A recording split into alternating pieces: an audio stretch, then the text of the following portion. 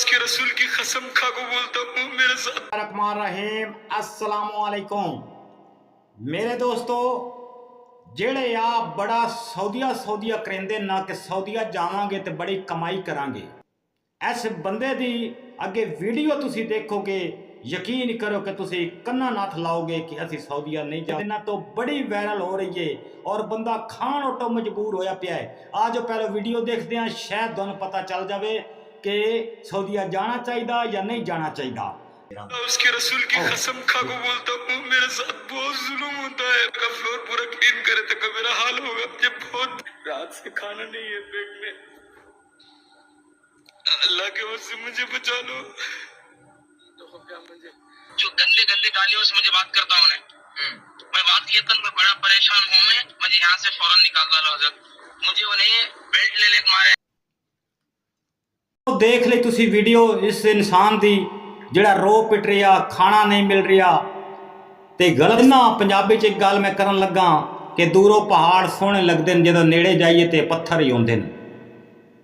ये मत सोचा करो कि तुहाडे लई उत्थे वड्डे वड्डे होटलों के विच खाना या तुसी उत्ते काम करो, या तुसी मसलन मैं उन्हां दी गल कर रहा जिहड़े कंपनी के थ्रू जाते हैं या लेबर के थ्रू जाते हैं। वैसे तो हाल तकरीबन सारिਆਂ ਦਾ यही होंदा है जो हाल उत्थे कर छड़ेंदे ने। पाकिस्तानी जिहड़े आना मेरे जाणन वाले वो गए, यकीन करो सब्जी वाले कंटेनरां ते उन्हां ला दिता, जंगलों के विच उन्हां ला दिता काम। ते इस तरह पता नहीं की उन्हां काम करवाया। ते तुसीं व्लॉगरां दे पिछे लग के, व्लॉगरां दा ठीक है उन्हां वीडियो बनाउणी हुंदी है, तो दिमाग तुहाडा अपना काम करना चाहिए ना। तो मैं उन्होंने भी बुरा नहीं कहांगा, लेकिन वो व्लॉगर तुहानूं ये तो नहीं आते बा तुसीं ये आके ते इत्थे काम करना है, वो ये तो नहीं वीडियो विच आते ना। वो तो सिर्फ तुहानूं सऊदीया दिखांदे हैगे। तो मेरे दोस्तों, ना अपने माँ बाप नूं मजबूर कीता करो, ना अपने माँ बाप नूं जलील कीता करो। घर दी मैं आदा बाहर नालों दाल जिहड़ी पानी वाली ना उहदे नाल रोटी भिओ के खा ली करो ना, इस तो वड्डी नेमत कोई नहीं यार। अपने मुल्क ਜਿਹੜੇ अपने मुल्क च रहंदे हो, की गल है तुहानूं रब उत्थे रोटी नहीं दिंदा हैगा? सऊदीया करेंदे हो तुसीं, किहदे लै जाना है पैसा? मैनूं दसो। असीं भी पाकिस्तान च रहंदे पिया, की असीं भुखे सौंने आ? यकीन करो किना नालों अच्छी रोटी खाने आ, खुदा दी कसमें करके पिया। अच्छी रोटी खाने, अच्छी जिंदगी गुजार रहे हैं, आज़ाद हाँ।